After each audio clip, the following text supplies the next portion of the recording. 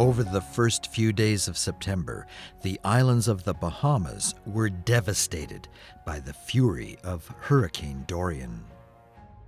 On Sunday, Dorian slammed into Abaco Island as a Category 5 storm, packing winds of up to 290 kilometers an hour. Once over the island, Dorian slowed almost to a halt.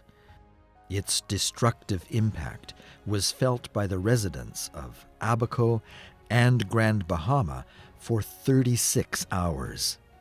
It is the worst storm on record to hit the Bahamas. When Dorian finally moved offshore, first responders described the sight as apocalyptic. Floodwaters covered most of the northern islands of the nation.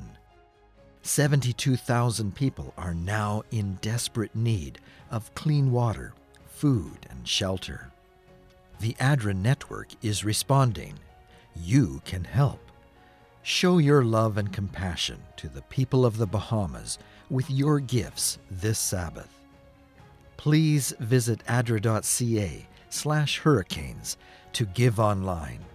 Your prayers and support are appreciated.